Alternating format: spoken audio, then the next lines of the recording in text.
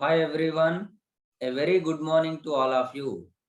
So today we will discuss about the motion in one dimension. So it's all about motion in one dimension.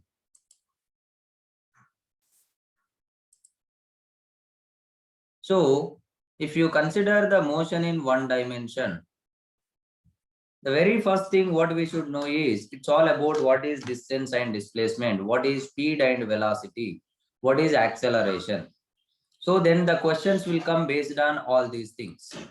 So what is distance and displacement? When a particle suppose moved from one point to another point like this or like this or like this. So from one initial position to one final position, a particle can travel in any path, and when it travel from one path to other path, one point to another point through any path, so the shortest or straight line distance between initial and final position we call it as displacement, and the total path length we call it as distance. So displacement is always a straight line distance between initial and final position, and distance can be anything, and always there is a relation between distance and displacement such that distance is always greater or equal to displacement, and distance is a scalar quantity, displacement is a vector quantity. So those are the simple definitions you need to remember.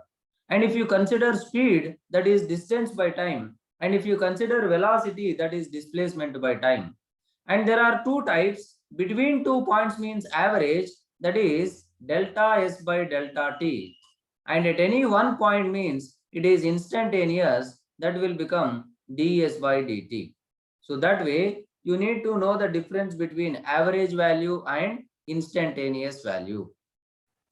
That is the definition of speed and velocity. Both are same, but speed depends on distance, velocity depends on displacement. So velocity is a vector, speed is a scalar, and at any point it is instantaneous ds by dt, where you have to use differentiation, and between 2 points are over a period of time, that is delta s by delta t, that is average.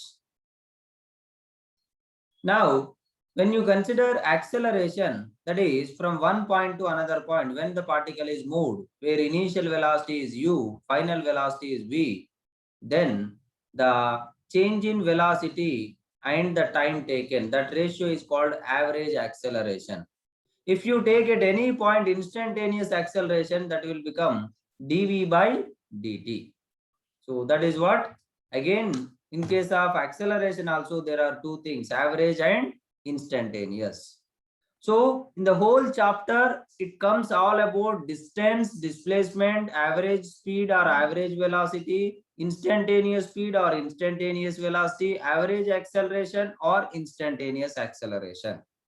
But whenever they say at any particular time, that is called instantaneous. So instantaneous, when they mention, or at any particular time they mention, you must use what we call it as differentiation.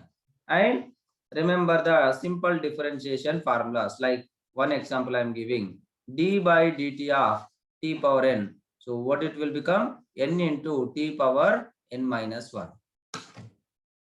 Now if you take first comparison between distance and displacement, try to remember each and every point. So it is the position, it is the change in position, displacement vector in a particular direction. It is a change in position without any particular sense or direction. It can go in any path, and the total path length is called distance. And it does not depend on the path. That is what I said. Always it depends only on straight line distance. But between two positions, straight line distance always same. So displacement is independent of path, but distance is equal to path length. That's why it depends on path. And body cannot possess displacement without distance covered. Without distance, there is no distance, means there is no displacement at all.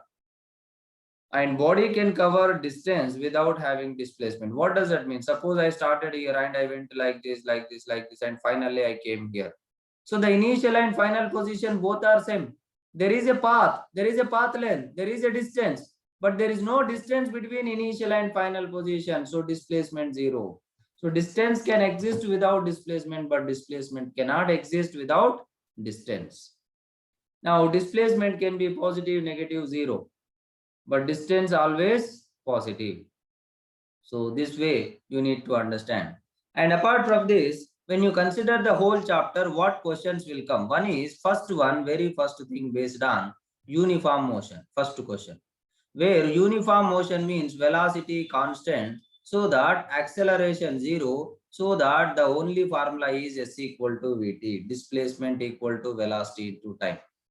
And another one, uniformly accelerated motion, where velocity is not constant but acceleration is constant, so that there are three formulas we know very well: S equal to ut plus half at square, v equal to u plus at, and v square minus u square equal to 2as, and Sn equal to u plus a by 2 into 2n minus 1.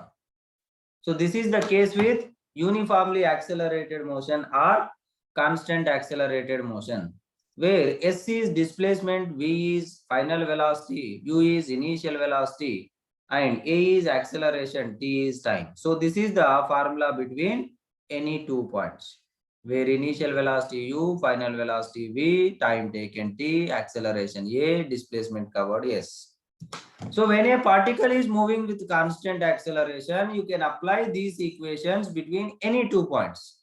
But while solving questions, it is important and it is your duty to think from your side that between which 2 points we need to consider, so that we can get the solution easily. That is what you need to understand. That is what you need to do it properly. Now, another one here, based on non-uniform accelerated motion. Non-uniform accelerated motion means they may give displacement, they will ask velocity, they will ask acceleration, where acceleration is not constant. So then you have to go for differentiation, where v equal to ds by dt and a equal to dv by dt. So using differentiation, you can find velocity from displacement, acceleration from velocity. Similarly, when they give in reverse manner, then you have to go for integration, like integration dv is integration a dt, but you have to go with the proper limits. Similarly, integration ds equal to integration v dt, from where to where. So this is called non-uniform accelerated motion, where you need to use pure differentiation and integration. So wherever S or A or V they have given in terms of time, displacement or anything, then immediately your mind should go that, yes, here I have to use either differentiation or integration. And depending on the question, try to understand and try to analyze on your own. So which one should be used? Then you can get it properly. Now, see the first thing, if your body moving along a straight line, this is all about uniform motion. Uniform motion means what? Velocity constant. So how the question can be asked? So the particle started at one point and covered s1 distance with a velocity v1, then s2 with v2, s3 with v3, so on, so on. Then the average velocity means total displacement s1 plus s2 plus s3, so on, by total time t1, t2, t3, so on. So t1 means what? s1 by v1 plus, or same formula you can also write s1 plus s2 plus so on by t1 plus t2 plus so on, or else s1 plus s2 plus, sorry,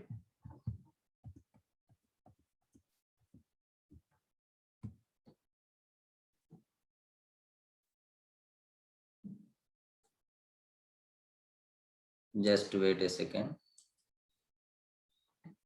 So S1 means I can write it as V1 T1 plus S2 means V2 T2 plus so on by T1 plus T2 plus so on.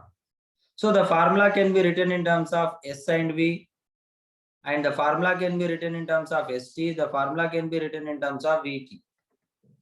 And if S1, S2 all are same means, then the formula will become like this. Like one well-known example is a particle covered, suppose, some distance, such that, see, first half with some velocity v1 and the next half with velocity v2. So s1, s2 both are equal, half. So then the average will become this much. Just substitute in this formula. Or another case here it will come. Suppose their distances are not same, but first half time, suppose half time, it covered with v1, next half time. So this is also t, this is also t. t1 equal to t2, but velocities are v1, v2. Then you need to substitute in this formula. Then you will get it, and that will be v1 plus v2 by 2. This one. And a particle moved from A to B and then B to A. See, here the situation is like you started here, you went here and you came back here. Then displacement 0. Displacement 0 means average velocity 0, but average speed is not 0. And it is like covered some s distance with v1. Then covered same distance with s with v2. So again same formula will come. That is 2v1 v2 by v1 plus v2. So this way, simple questions can come, simple cases, or they can create some other situation. You just have to apply those formulas. That is based on uniform motion where velocity constant and acceleration 0. Now comes the acceleration constant case where you have to use those three equations and you have to solve. Like let's take, see, this is acceleration, already we have studied. What is acceleration definition? But here one small point you try to remember. Suppose a particle along a straight line covered or moved like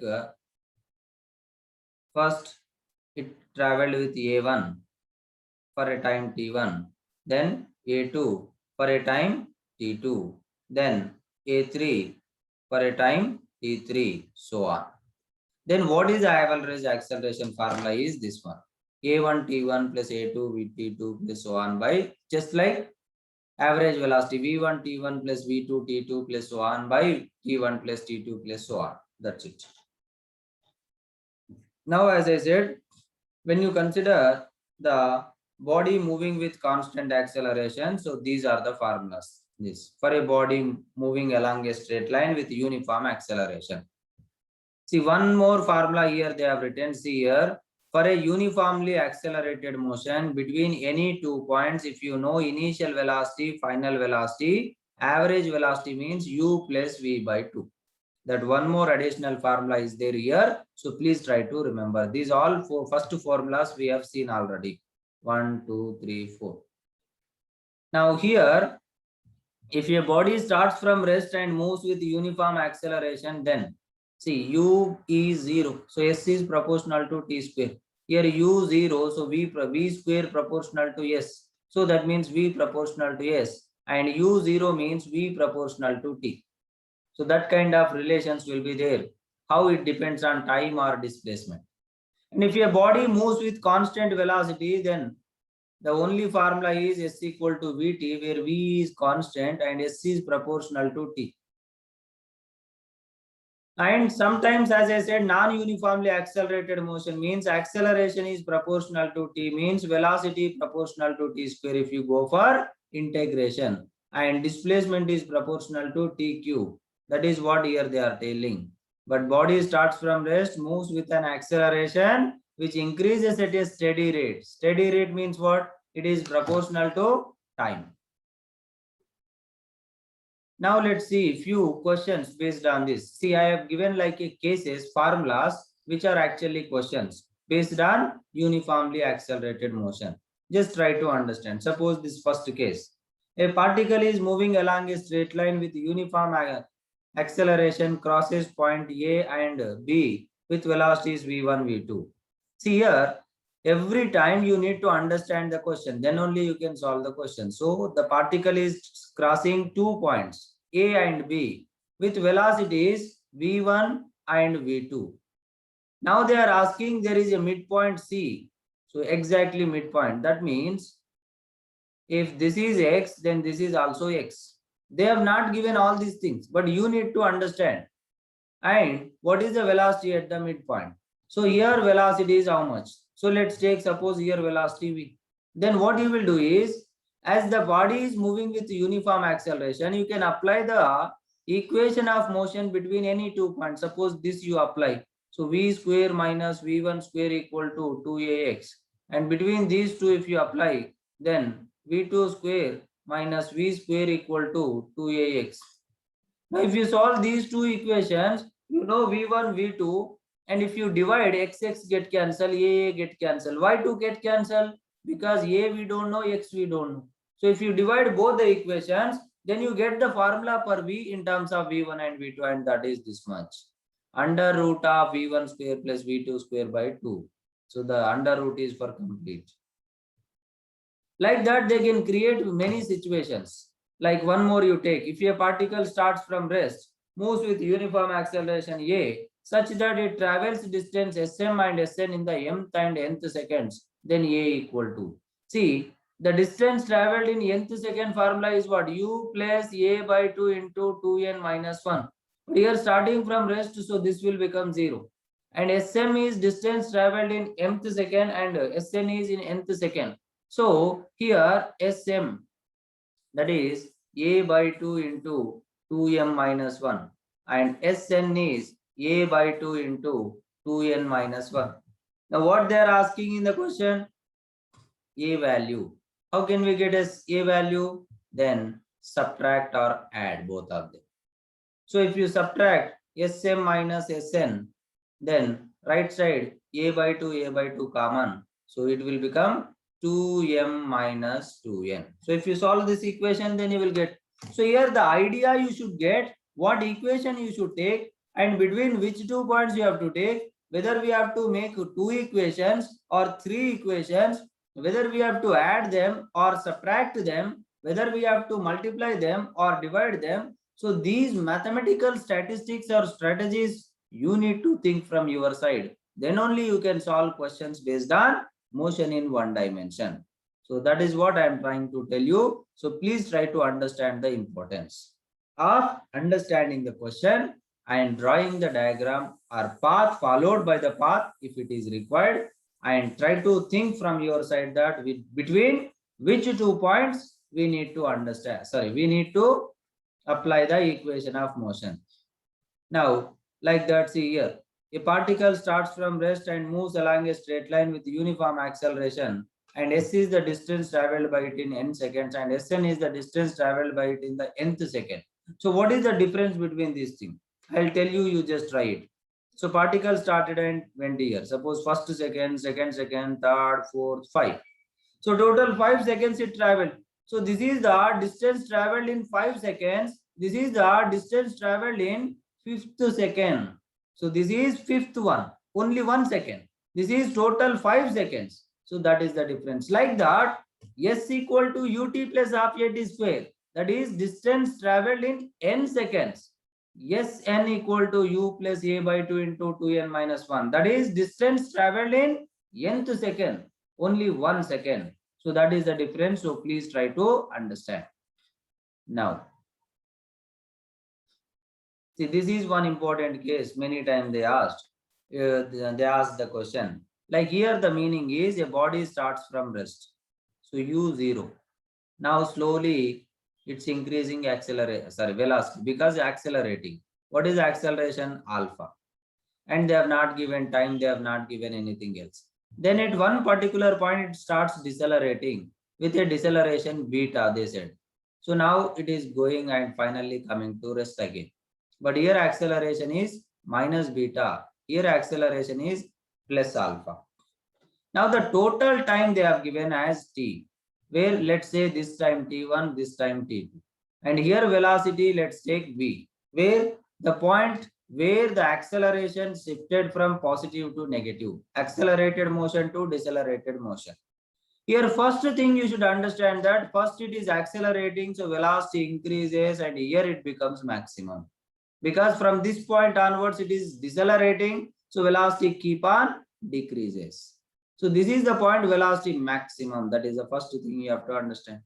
Now this is 1, this is 1. So between these 2 points you have to apply the equations, whether v equal to u plus at or s equal to ut plus half at square or v square minus u square equal to 2as. If you try to apply those equations, then you will get V value as this one. And the total distance covered is this one.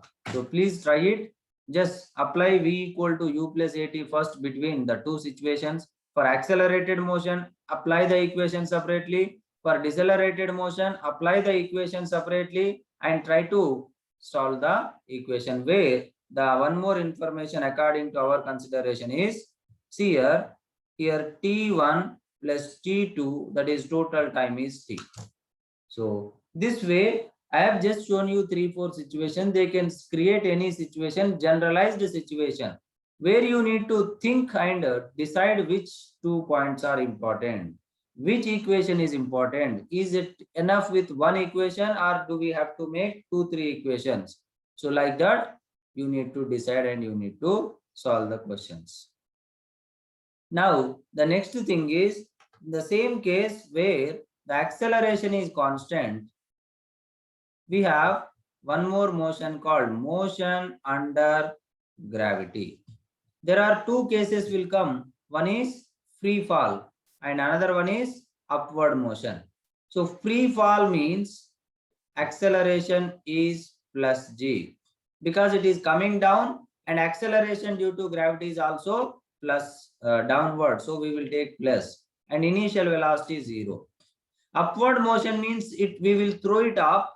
So initially we are throwing it up. So from any initial point, from any final point, the acceleration will become now minus g, and u is not 0, and the formulas are there. Here, what is the time to reach the ground? That is t equal to under root 2h by g. H is height from which you are making it to fall, and velocity just before hitting the ground is root 2gh. And in case of upward motion, ascending time equal to descending time, that is u by g, and the total time of flight is 2u by g, and the maximum height is u square by 2g. So these are the basic formulas, basic information you need to remember regarding motion under gravity. So here I will show you. Sometimes even they will mention, like, suppose there is particular height h. Now from here also you are throwing, so it will go up and come down. See, from here to here it is upward motion. You can apply all these formulas. These all formulas you can apply. But when you want to apply from here to here, you need to make one quadratic equation. So when it is going up, initially the displacement increases. When it is coming down, decreases, but still positive. When it reaches this, displacement 0. But still it is going beyond, means the displacement will become negative. So when it reaches here, displacement is minus h, equal to ut minus half gt square. So this is the quadratic equation. So if you solve that, then you will get the time to reach the ground from the top of the tower. Such kind of questions also they can ask. Now let's take the equation. Suppose standard equations are this. This is what we have seen. But equation for freely falling body means, as I mentioned just before, u0 a equal to plus g. So u0, so the equations will change like this, because initial velocity is 0. If you want to remember, you can remember directly like this. So but that is your wish. Equation for body projected vertically up. See here, sorry, vertically down, not vertically up. So you are not throwing up, you are throwing down. Sometimes in the questions, they may mention that from some height, we are throwing the particle down directly. So if you drop or throw, it is coming down. That means the direction of motion is in the direction of acceleration due to gravity. That's why a value we will take it as plus only. So that in place of a in the standard equations, we will take only plus a. Sorry, plus g. That's why these are the equations.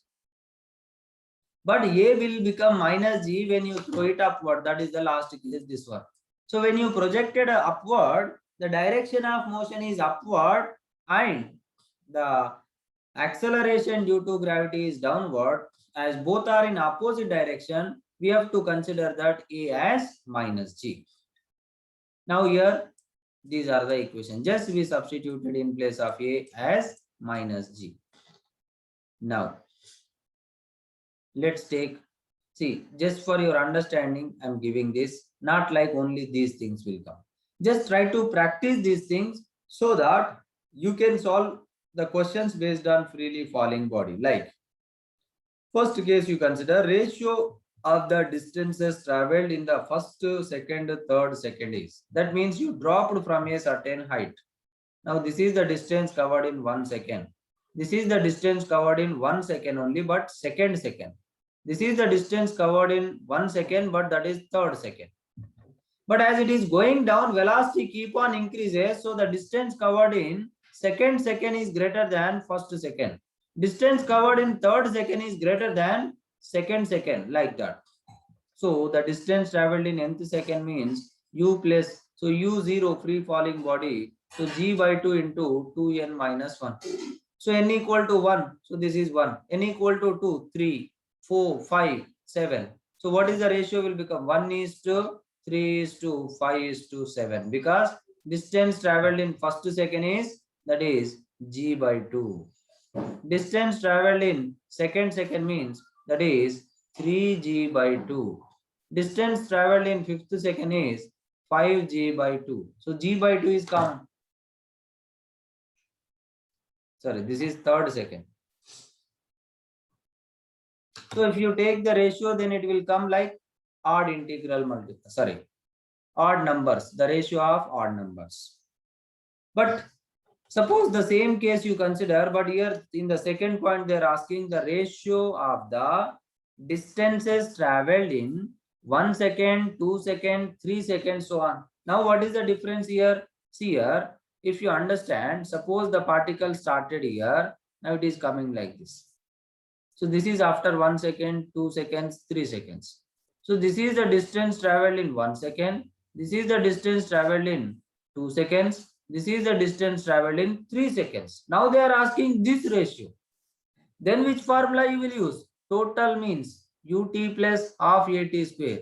But u0 because dropping. So s equal to what? Half. A is g. So half gt square. Again g by 2 common. If you take ratio, t square will come. So t1 square is 1 square. T2 square is 2 square. T3 square is 3 square. Next to 4 square. So on. So the distance traveled in 1 second, 2 seconds, I mean first 1 second, first 2 seconds, first 3 seconds, first 4 seconds, so on. So that way they can ask the questions based on the logics, where you need to understand what exactly they are asking, between which 2 points they are asking. That is what important. Now similarly, the ratio of the velocity is acquired at the end of 1 second, 2 seconds, 3 seconds, so on. That means here also same thing. See here, the body dropped from here. So initial velocity is 0. After 1 second, the velocity means u plus at. u0 means gt. So that means g. After 2 seconds, the velocity is g into 2 means 2g. Next 3g, 4g, so on. So that's why what is the ratio will become? 1 is to 2 is to 3 is to 4, so on.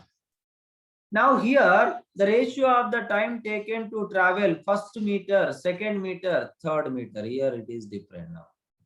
See here. Now it is traveling 1 meter. Next 1 meter.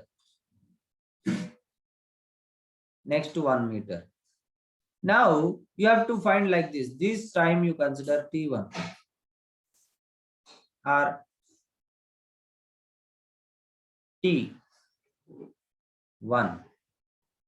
Now this time is T2. Now this time is T3. Now how do you find? So for first one, no problem. S equal to ut plus half at square. U was 0, so half gt square. So S is 1, so that g t1 square by 2. So you will get one equation. But when you want T2, then what you will do? When you want T2, then you have to find first this total. That means total 2 meter distance. That is half g, let's take t square. Then t equal to 4 by g.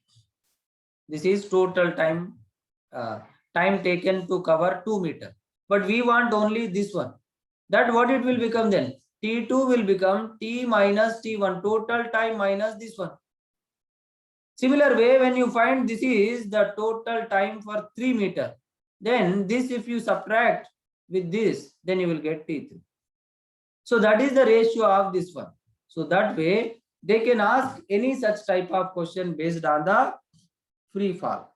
Similar way, they can also ask questions based on upward motion also.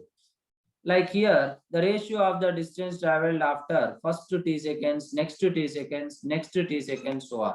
That is same like t seconds are here 1 second, 2 seconds, 3 seconds, same thing. So this way they can ask question based on those logical thinking. So please try to understand. Now, see here one question is given: a freely falling body acquires velocity v falling through a distance h. The further distance it has to fall to acquire velocity 2v is 3h. Here after falling through a further distance h, velocity acquired by it is root 2v.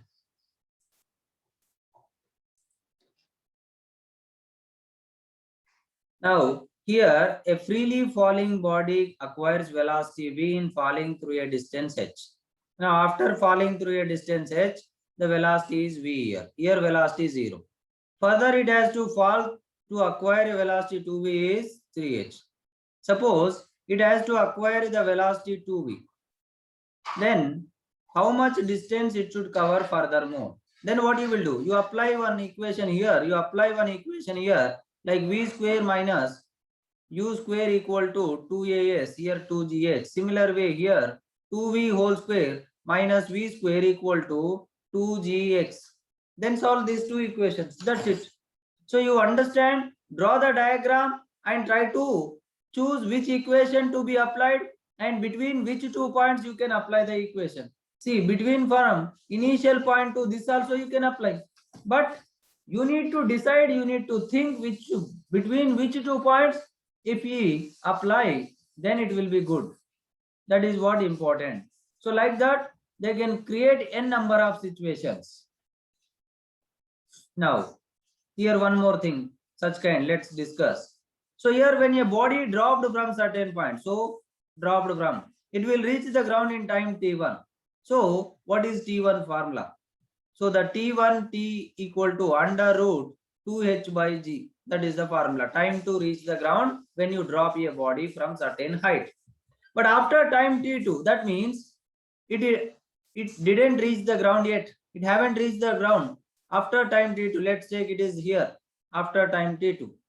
Now, the body is stopped. Here again the velocity becomes 0. Now again you drop. So that what is this one? So then t2 equation what you will make? So s equal to ut plus half a t square you will make, where u is 0 and t is t2. You will get one equation.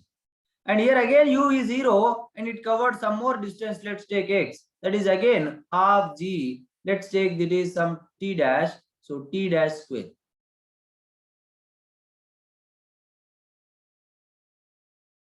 Now they are asking what is this t dash value. So we have 3 equations. Then try to solve this one. And here one equation, here one equation. If you solve those 3 equations, then you will get that t dash value as under root t1 square minus t2 square. So that way, different situations. See, free fall means simple formulas will be there, but they are creating some difficult situation. That is the only difficultiness with the motion in one dimension. They can create the question in any manner. You should be ready with all your mind. Now, the next thing is a body projected vertically up. Then already we have seen what is the maximum height formula, that is h equal to u square by 2g, and h is proportional to u square, h is inversely proportional to g. Sometimes they will ask comparison based question like h1 by h2 equal to u1 by u2 whole square. Now, time of ascending equal to time of descending, and time of ascending or descending is proportional to u, inversely proportional to g, and total time of flight means ascending plus descending, that is also proportional to u, inversely proportional to g. These are the basic formulas you need to remember. But again, based on this also they can ask questions different way. Let's say, suppose a body projected vertically up travels a distance s in nth second. Distance traveled by it in the n plus 1th second is s minus g, and distance traveled by it in the n minus 1th second is s plus g. See, a body projected vertically up travels a distance s in nth second. Now, nth second means what is the formula? Sn equal to u minus g by 2 into 2n minus 1. Now, distance traveled by it in n plus 1th second means in place of n, what you have to substitute? N plus 1.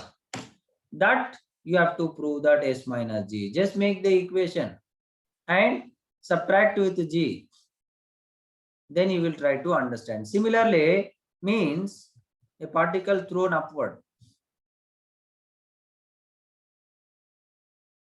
Now, 1 second is 2 seconds, this is 3 seconds. So they are telling that this is like n minus 1, this is nth second, this is n plus 1, this is second, this is first second, this is third second. So this is n plus 1, this is n minus 1. Now they are telling this distance, if it is s, then this will become s minus g, sorry, s plus g, and this will become s minus g. So just try to take one example and try to check it, or else just remember it. Now, when your body is next one, when your body is projected vertically up, distance traveled by it in the last second of upward motion. See, you throw a body up, so it is going up. Now, at one particular point, its velocity becomes what? 0. Then the distance covered in last second of upward motion and first second of downward motion, because after its velocity becomes 0, it should come down. This distance is always s equal to, see, distance covered in first second of downward journey means ut plus half at square, u0, that means half g1 square, that is g by 2, always g by 2. The distance covered in last second of upward journey or first second of downward journey always equal to how much? G by 2. So please try to understand logics. Now, if a body is projected vertically up from the ground, distance traveled by it in the last second of its upward motion is independent of, as I said, it is independent of initial velocity, because it came out z by 2. It is a constant always. But velocity must be greater than particular value, then only it can reach. Because the ascending time should be more than 1 second. Then only you can say that distance traveled in last second. If you throw such that it can travel upward only for 0.5 second, how can you get 1 second in that? That's why upward journey should be more than 1 second. Then only that is valid. And when a body projected vertically up, reaching the maximum height, its velocity is 0, but acceleration is not 0. At a maximum point, at highest point, velocity becomes 0. But still there is an acceleration due to gravity, that is downward. That you need to remember. Sometimes they can ask you like, is there any point exist where the velocity is 0 but acceleration is not 0? That is the one example. Now, a body projected vertically up crosses a point. See, this kind of logics they can ask a lot. Here I one example just I am showing. See, a body projected vertically up. Now it reaches particular height after time t1. Now, if you consider, suppose it will go up and come down and it will reach the same point. Let's take this time t2. That is what they are telling. It is at same height after time t1 and after time t2 from the initial. Then see this total time t2. Then this time, if this is t1 ascending, this downward also t1. So the total time of flight will become t1 plus t2. So when the body projected up and came down, and you consider any height. So the particle is at same height after 2 instants. So if this time is t1 and this time is t2, the total time is t1 plus t2. That is capital T. Then that height formula, this height formula is this one, and the total maximum height formula is this one, and the point where that point here velocity, if you consider v, that is this one. So such kind of logics they will ask based on upward motion or free fall also. Now one last thing, sometimes they will ask questions based on the graphs. When you consider the graphical based questions, see, two things I will tell you. Either they may ask you to draw the graph, so that you need to look at whether it is straight line graph or parabola or hyperbola. These are the graphs we are having. Straight lines, for example, you say take v equal to u plus at. So it is like y equal to, see, this is m, this is x-axis, plus this is constant. So y equal to mx plus c form means it is a straight line passing, having intercept, positive intercept. Suppose uniform motion you take, that is s equal to vt, where v is constant. So y equal to, it is like mx. So y proportional to x means straight line passing through origin. So when they ask to draw the graph, take the relation between those two quantities, whichever they are asking, and compare with the general mathematics equation and check whether it is straight line or parabola or curve or hyperbola. Or they may give the graph and they will ask you to find any quantity where you can find slope. Like slope means either straight graph or curve graph. Straight means dy delta y by delta x. Curve means dy by dx. And slope, similarly, you can find also area below the graph. Area below the graph. Area below the graph means if it is straight, then you have to divide it into rectangles, triangles and all, and you have to find that area, total area. And if it is curve, you have to go for integration of y with respect to x. But here you need to remember that in this chapter we will get, one is ST graph, one is ST displacement versus time graph, one is VT graph, another is AT graph. See, from ST graph you can find only slope, that is slope of ST graph is velocity. Straight line means average velocity, curve means instantaneous velocity. From AT graph you can find only area, that is area below the graph is equal to change in velocity. But from VT graph you can find acceleration, you can find distance or displacement. If you find slope of VT graph, that is acceleration. Straight line means average acceleration, curve means instantaneous acceleration. And if you take area below the VT graph, that is either distance or displacement. Total area, if you consider, that is equal to distance. If you consider total area minus or positive area minus negative area, that is displacement. So if you add total area above time axis, you take positive. Area below time axis, you take negative. So positive and negative, if you subtract, then you will get displacement. If you take total area, that you will get it as distance. So such kind of questions also they can ask based on motion in one dimension. So everything is about the equation, simple equations, but you need to understand the question, then only you can solve questions based on motion in one dimension. And if you understand motion in one dimension, then only you can solve motion in two dimension also. So please try to understand and try to do it properly and practice as many questions as possible. So we'll try to continue in the coming class. Thank you, all of you.